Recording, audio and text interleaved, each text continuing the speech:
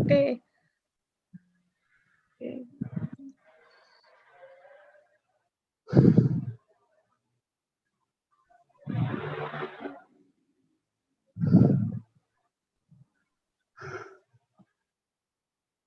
Oke. Untuk malam hari ini saya akan membahas tentang konsep Total Quality Management, yaitu TQM. Nah,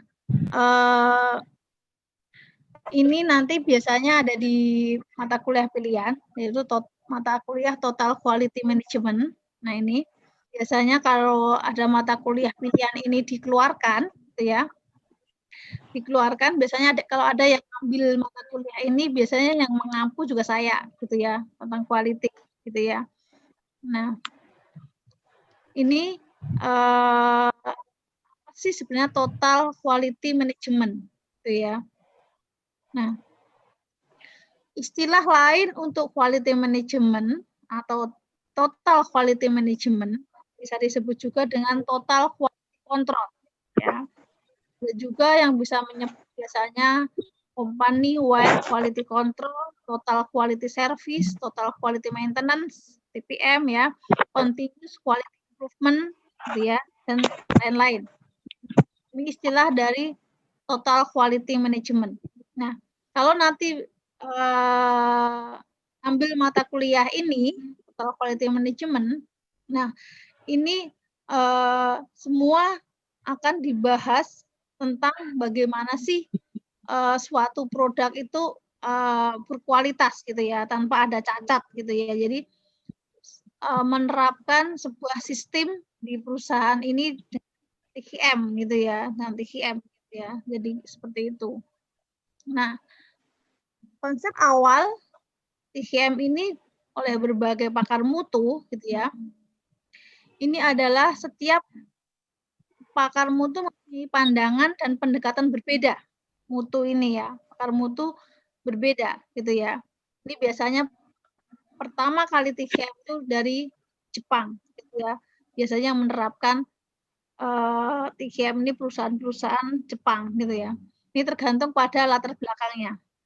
Nah, ini ada komitmen yang sama, yaitu pentingnya komitmen manajemen. Nah, ini mau misalnya kita mau menerapkan suatu TQM di sebuah perusahaan, jadi harus ada komitmen dari manajemen puncak, ya. Pentingnya komitmen manajemen.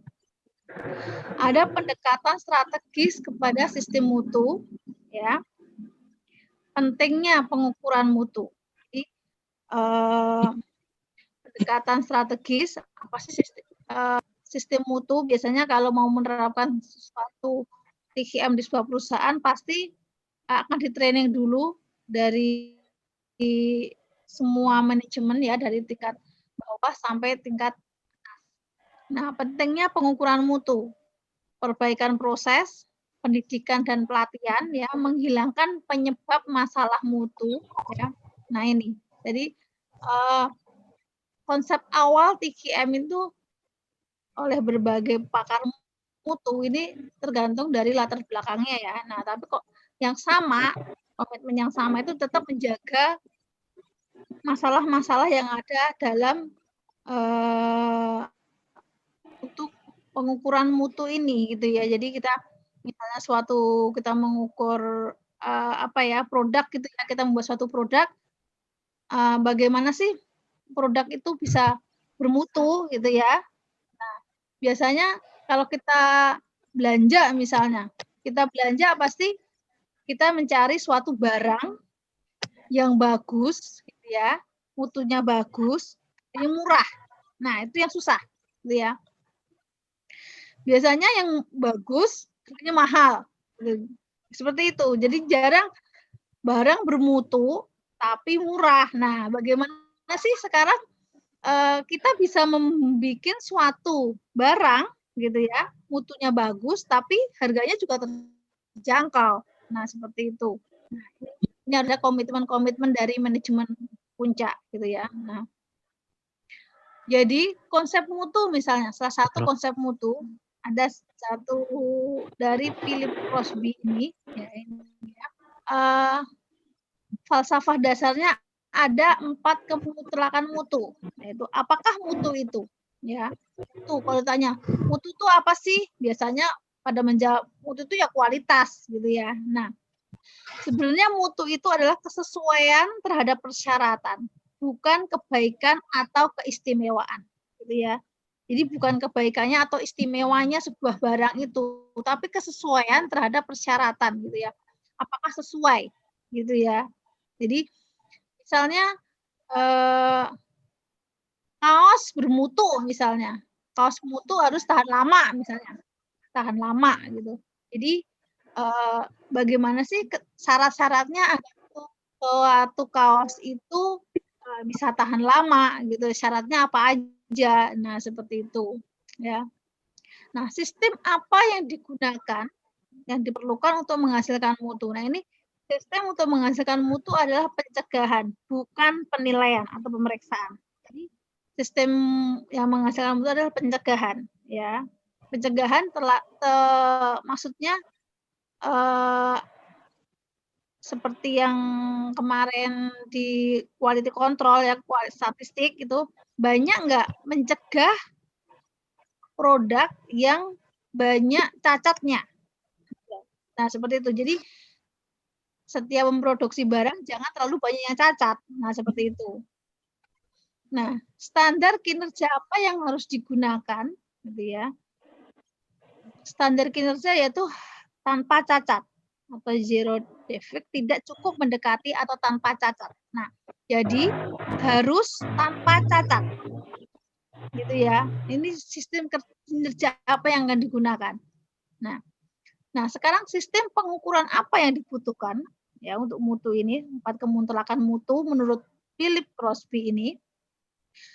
Nah, pengukuran mutu merupakan harga ketidaksesuaian, bukan sekedar daftar gitu ya. Nah, ini pengukurannya apa? Jadi harga harus ketidaksesuaiannya. Nah, seperti itu. Itu menurut Philip Crosby. Nah, sekarang 14 langkah mutu perbaikan ya menurut Crosby ini komitmen manajemen. Tadi sama, semua itu kalau mau menerapkan suatu TQM adalah komitmen dari manajemen. Tim perbaikan mutu untuk mengendalikan proses perbaikan ya, pengukuran mutu di seluruh organisasi ya. Jadi semua departemen, seluruh perusahaan harus menerapkan semua ini ya. Analisa biayanya di organisasi gitu ya. Kesadaran mutu seluruh pegawai. Jadi gitu ya. Penerapan tindakan perbaikan, correction action ya. Ini perencanaan program tanpa cacat. Jadi ini ya 14 perbaikan, dan yang ke-8 pendidikan pegawai ya. Jadi untuk agar pendidikan pegawai ya, hari tanpa cacat ya, untuk membangun komitmen tanpa cacat, penetapan sasaran untuk mengadakan perbaikan mutu ya, menghilangkan penyebab kesalahan. Kalau di mood ya. Nah, ini ya, menghilangkan penyebab kesalahan ya. Yang ke-12, penghargaan kepada mereka yang memberikan sumbangan istimewa gitu ya. Jadi ada reward biasanya ya. Dewan mutu untuk kondisi perbaikan mutu dan gagasan mutu ya. Dan ke-14 adalah melakukan berulang kali. Jadi continuous improvement. Jadi perbaikan mutu ini ada 14 langkah ini harus diterapkan semua. Gitu ya. Kalau ingin menerapkan suatu TQM gitu ya. Jadi ini harus berulang-ulang terus gitu ya. Jadi tidak hanya sekali selesai sudah gitu, enggak. Jadi harus secara continuous improvement ini ya, melakukan berulang-ulang. Nah, sekarang konsep Edward Deming. Tadi Crosby, sekarang kalau Edward Deming itu apa sih? Kalau konsep dia tentang TQM, Deming merupakan pakar mutu yang paling terkenal ya di seluruh pakar mutu. Jadi Deming ini yang paling terkenal. Nah, dia bekerja di Biro Sensus, sudah spesialis pada teknik statistika ya. Diakui masyarakat Jepang, nah ini terkenalnya di Jepang ya, telah memberikan sumbangan istimewa kepada perkembangan mutu. Nah, diabadikan dalam penghargaan mutu tertinggi di Jepang yaitu Deming Prize. Ya ini ya, terkenal dengan PDCA. Nah, siklus PDCA ini adalah yang sangat terkenal yang dikeluarkan oleh Deming ini. Tahu ya PDCA? Plan, do, check, act. Ya, ini Deming ini ya, Deming cycle ini ya, 14 butir saran Deming ya. Tadi 14 butir Crosby apa? Ya udah tadi dijelaskan. Nah, sekarang apa 14 butir dalam penerapan TQM ini menurut Deming ya. Nah, satu, tetapkan dan publikasikan bersama karyawan tujuan mutu perusahaan. Jadi semua apa sih tujuan mutu perusahaan? Semua harus dikampanyekan, gitu ya, dikampanyekan ke semua karyawan, gitu ya. Nah, mempelajari dan mengadopsi falsafah baru dimulai dari manajemen puncak sampai seluruh karyawan. Ya, misal ada falsafah yang baru harus dari manajemen puncak sampai seluruh karyawan ya, dan integrasikan ke dalam proses pembuatan ya. Jadi tidak hanya pada waktu pemeriksaan aja, jadi harus sampai proses dari prosesnya gitu ya. Nah, hentikan penilaian bisnis hanya kepada harga, sebagai gantinya gunakan ukuran mutu sama harga ya. Singkirkan pemasok yang terbukti memberikan beban, jadi harus mutu, tadi saya bilang ukuran mutu pasti bersama harga gitu ya. Nah, seperti itu. Perbaiki secara kontinu sistem produksi dan jasa, tadi sama ya, perbaikan secara terus menerus gitu ya. Lembagakan pelatihan untuk meningkatkan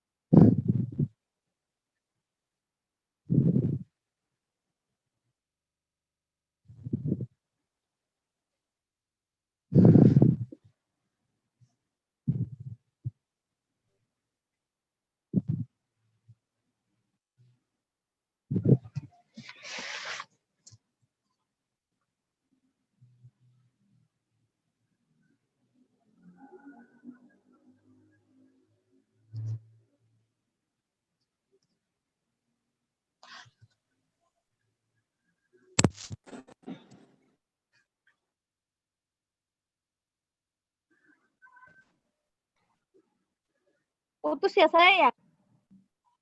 Halo? Putus, ya, Bu. putus. Putus ya? Iya, Ibu. Iya, tahu-tahu Ya, saya putus, putus Bu. sendiri ya. Makanya aku tahu-tahu putus gitu loh. Tahu-tahu saya keluar sendiri.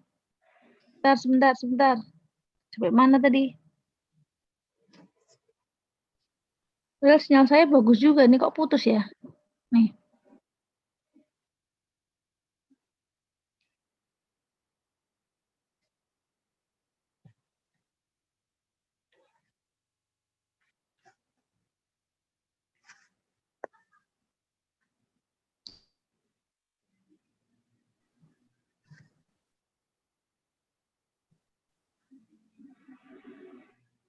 Halo? Suara saya jelas? Putus lagi, Kak? Jelas, Bu. Oke. Oke. Nah, tadi 10 ya, sekarang 11 ya. Kita lanjutkan kembali. Hapuskan kuota atau standar kerja atau pencapaian sasaran berupa angka ya. Yang ke-12, hilangkan rintangan yang mengganggu hak karyawan ya. Dan yang ke-13, lembagakan program pendidikan dan pelatihan. Ini harus punya lembaga sendiri ya. Ciptakan struktur pada manajemen puncak yang mendorong 13 langkah di atas. Gitu ya. Jadi dari manajemen puncak itu harus mendorong dari 13 langkah itu, jadi harus mendukung program ini gitu ya kalau ingin menerapkan IM seperti itu. Nah, sekarang menurut Joseph Juran, dan ini tadi Crosby, Deming, sekarang Juran. Nah, bekerja pada Departemen Pemeriksaan di Bell Telephone ya dulu ya. Edward Walsh, nah ini seperti Deming juga yang oleh penghargaan tertinggi Jepang ya, semua dari Jepang, yaitu Second Order the Secret Teacher, yaitu buku yang paling terkenal adalah Quality Juran Quality Control Handbook ya. Nah, dia mendirikan sebuah Juran Institute yang melayani berbagai seminar, konsultasi, konferensi, dan step yang berkaitan dengan mutu gitu ya. Nah, ini tokoh-tokoh dalam mutu ya. Nah, trilogi Juran ini ada trilogi mutu ya.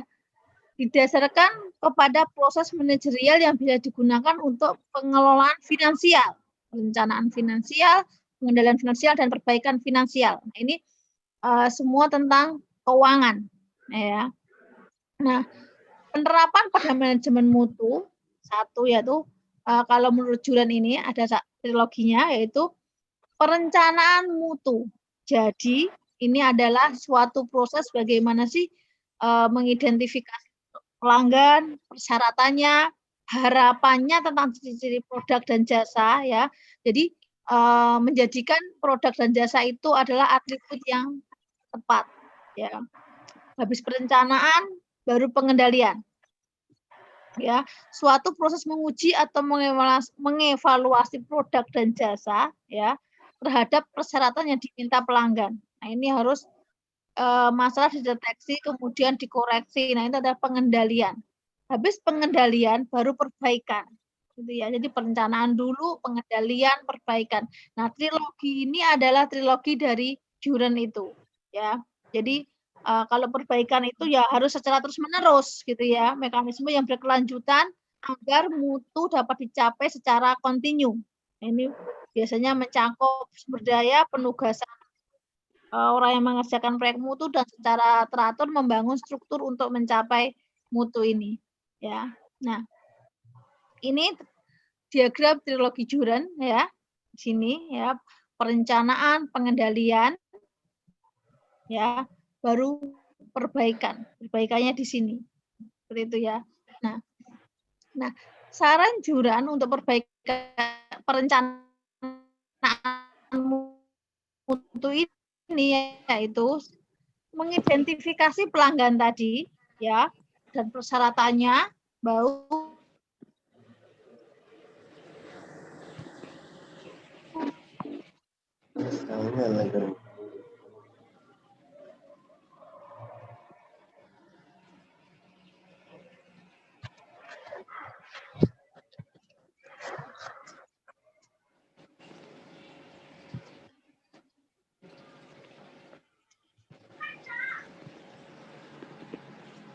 dan internal maupun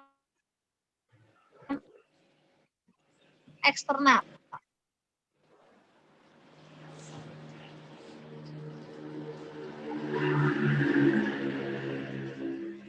Untuk kepemimpinan manajemen. Jadi pemimpin ya, manajemen puncak ini harus memastikan bahwa semua karyawan harus tahu persyaratannya, bagaimana sih cara untuk perbaikan mutu ini. Nah, seperti itu.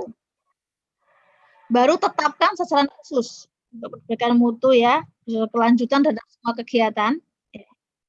Bentuklah organisasi ya yang telah disusun, sebenarnya sama tapi yang lain ya.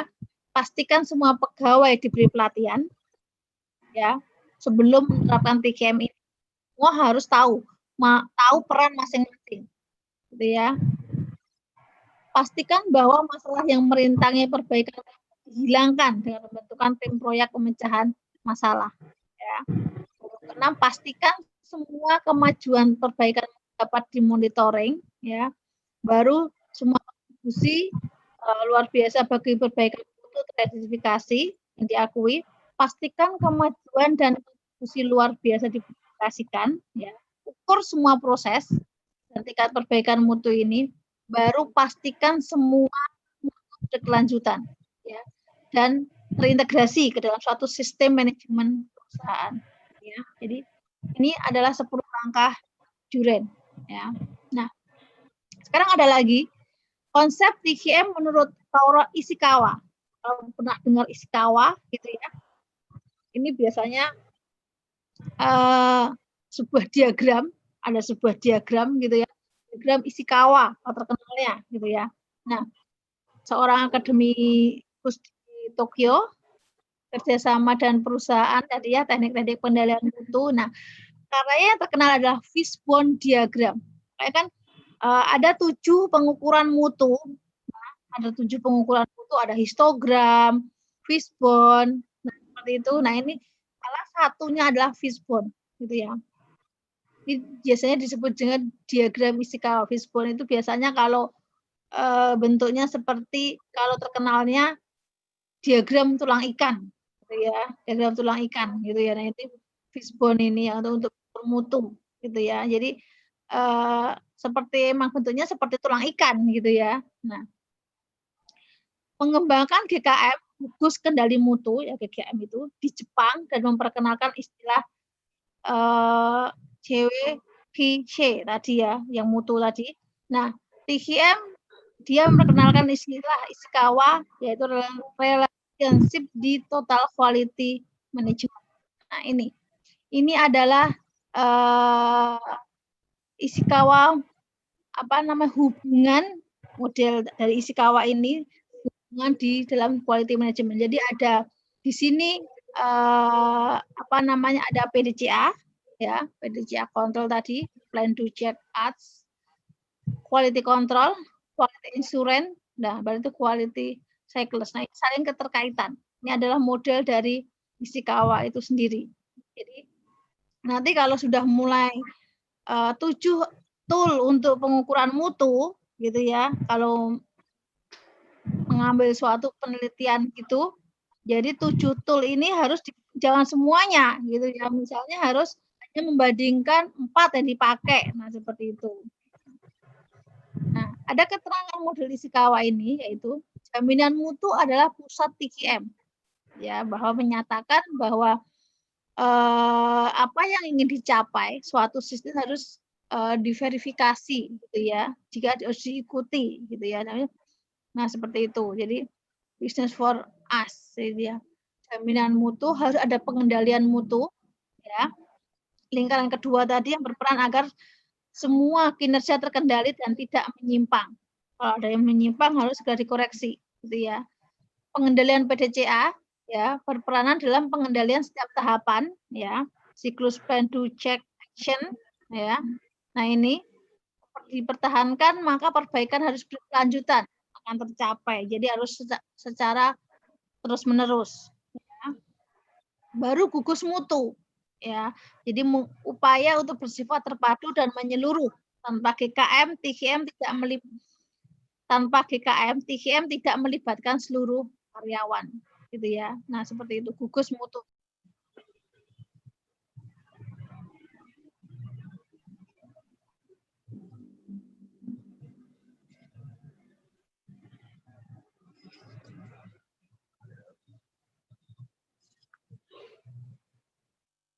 Oke, sampai sini ya.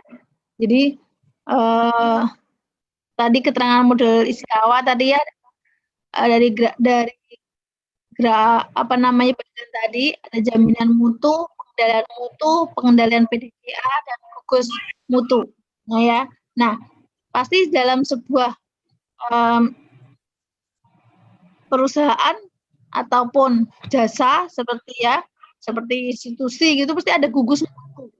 Namanya GKM, jadi gugus kendali gitu ya. Nah ini pasti setiap bisa kalau di kampus biasanya setiap 6 bulan sekali ada apa namanya audit. Ini sebenarnya audit gitu ya, diaudit gitu ya untuk mengaudit karyawan gitu ya. Bagaimana produktivitas mereka seperti itu. Jadi dalam 1 tahun misalnya dalam 1 tahun bagaimana sih produktivitas karyawan ini, ya ini diukur oleh seorang GKM, gugus kendali mutu ini. Ya. Nah, ini ada 4 konsep manajemen yang baru, mutu yang baru, ada ISO. Gitu ya, ISO 9000. Jadi untuk mutu ini sekarang sudah mulai ke ISO 9001 2015 ya. ISO ini sekarang semua perusahaan kalau sudah biasanya banyak yang sudah menerapkan ISO ini, yaitu ISO 9000 ini ya, 2015 gitu ya. Nah, ini Welcome Complete Framework ini ya, Six Sigma ini ya. Ini udah ada di kalau mau apa namanya pada siapa ya mahasiswa yang baru lulus kemarin itu ambil Six Sigma ini. ISO juga pernah ada yang udah ngambil, tapi hanya sebagai belum proses penyusunan. Kalau udah penyusunan ISO ini, misalnya membuat apa namanya ingin membuat sebuah skripsi misalnya tentang ISO, kalau bisa cari perusahaan yang belum menerapkan ISO. Jadi kita bisa membantu mereka dalam membuat dokumennya. Nah seperti itu. Nah ini EFQM, the Europa Foundation for Quality Management ya. Untuk sini standard top. Nah ini ada apa namanya mutu yang baru ya, ada balance scorecard. Nah ini biasanya ini yang balance scorecard ini baru ada yang mau ngambil gitu ya, ada yang mau ngambil, baru ada yang mau ngambil gitu ya skripsi ini. Nah biasanya pakai manajemen mutu, pakai metode ini gitu ya. Jadi banyak cari jurnal lah yang tentang membahas tentang manajemen mutu ini yang baru ini. Nah seperti itu. Nah ini penelitian terhadap mutu ya, penelitian salah satunya ini ya, banyak banget semua tentang Six Sigma, ISO, balance scorecard dan sebagainya. Ini sudah banyak mengukur mutu dengan ini, kan metode ini. Nah seperti itu ya. Nah ini ISO ya, ada ISO 9000, 9004, 9001. Sekarang malah banyak ada yang 31. Sekarang banyak sekali ISO sertifikasi ini ya. Jadi kalau untuk apa namanya lingkungan 14.000, nah seperti itu. Jadi ini tentang ISO, Sistem Manajemen Mutu ISO 9000. Nah ini ya, ini sudah banyak diterapkan. Tapi banyak juga yang sekarang misalnya sudah punya ISO ini harus diperbaikan setiap kalau dulu 9001 2008 misalnya sudah tidak berlaku, sekarang yang berlaku 2015, kita harus tetap menerapkan audit lagi. Nah, seperti itu. Jadi banyak perusahaan yang ber-ISO, tetapi ISO lama gitu ya, 2008 itu udah nggak kepake. Jadi tetap harus di-upgrade lagi ke 2015. Nah, seperti itu. Jadi misalnya ada nih perusahaan manufaktur di daerah di daerah Karanganyar lah. Itu ada tuh ISO-nya ISO lama. Jadi karena mungkin nggak tahu juga kenapa perusahaannya itu kok tidak mengupgrade yang terbaru gitu ya. Tapi kalau untuk sebuah perusahaan yang barangnya sampai keluar itu tetap harus ada upgrade terus ISO ini. Nah, seperti itu. Ya. Nah, ini Malcolm Platt. Nah ini biasanya bagaimana sih cara selain ISO itu ya, ini ada leadership, ini ada perencanaannya seperti ini, hasil dan bagaimana ke outcome-nya ke pelanggan gitu ya. Kalau ini pengukurannya ini ya. Dan juga yang EFGM tadi ya, European Foundation for Quality Management. Nah, ini cara pengukurannya gitu ya. Dari organisasi dari kepemimpinan sampai ke hasil bisnisnya. Ya, dari proses manajemen, customer, semua. Ini model Eropa Foundation on Quality Management ini ya. Nah, Six Sigma. Nah, ini Six Sigma ini yang biasa pada digunakan untuk penelitian nih pada Six Sigma ini. Ini agak susah sebenarnya gitu ya, Six Sigma ini. Tapi nah, ini harus biasanya itu harus benar-benar karena berbasis statistik gitu ya. Jadi menerapkan proses berbasis statistik untuk memperkuat kemampuan perusahaan memperbaiki proses. Jadi dia sama gitu ya. Jadi ada pengukuran gitu ya, pengukuran angka-angka. Nah, seperti itu menggunakan Six Sigma. Nah, ini strateginya ada perancangan ulang proses ya, manajemen proses dan perbaikan proses baik continue maupun tidak continue gitu ya. Nah, seperti itu. Nah, konsep perbaikan itu harus ini di MAIC, Define, Measure, Analyze, Improve, Control. Nah, itu konsepnya Six Sigma. Gitu ya. Nah, seperti itu.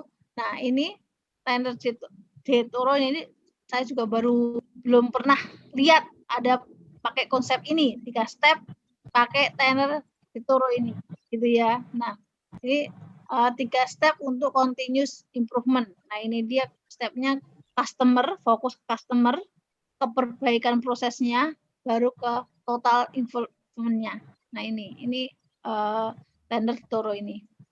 Nah, balance scorecard kalau ini udah banyak dipakai untuk penelitian yang di balance scorecard ini. Nah, merupakan bagian dari sistem manajemen strategis ya.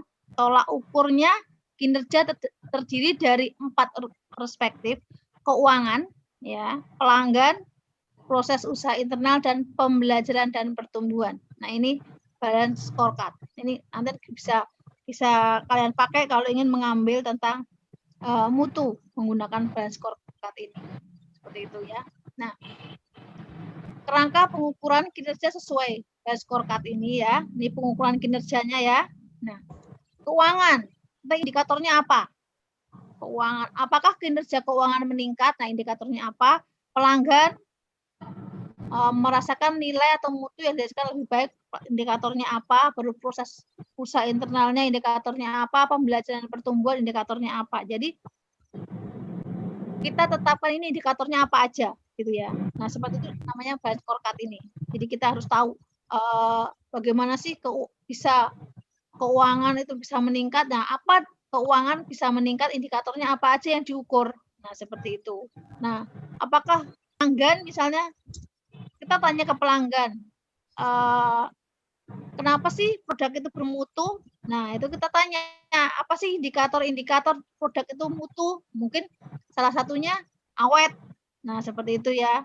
Ya, awet misalnya harga terjangkau gitu ya. Nah, seperti itu. Jadi baru proses usaha internal. Nah, ini sudah diperbaiki proses kunci usaha yang dapat memberi nilai mutu lebih baik. Nah, indikatornya apa? Kunci ini apa yang harus proses usahanya agar lebih baik lagi. Nah, indikatornya apa untuk pengukurannya? Nah, ini pembelajaran pertumbuhan nanti baru indikatornya apa. Nah, seperti itu. Itu adalah cara sesuai dengan balance scorecard. Nah, balance scorecard memberikan kerangka untuk menjabarkan strategi ke dalam istilah operasional. Nah, seperti ini, vision dan strategi. Nah, ini visi dan strateginya apa? Nah, ini yang apa namanya tadi indikatornya apa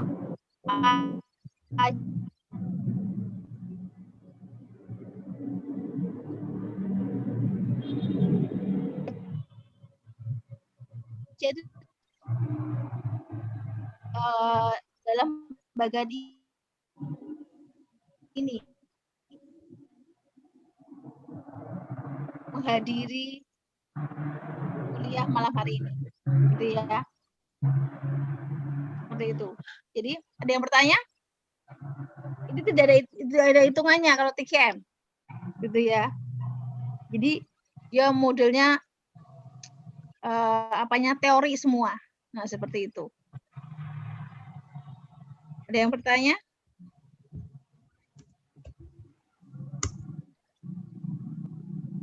Apakah ada yang bertanya? Kalau nggak ada, cukup Bu, sementara. cukup. Ya, oke. Jadi absensinya sudah Mas Daniel? Sudah, Bu.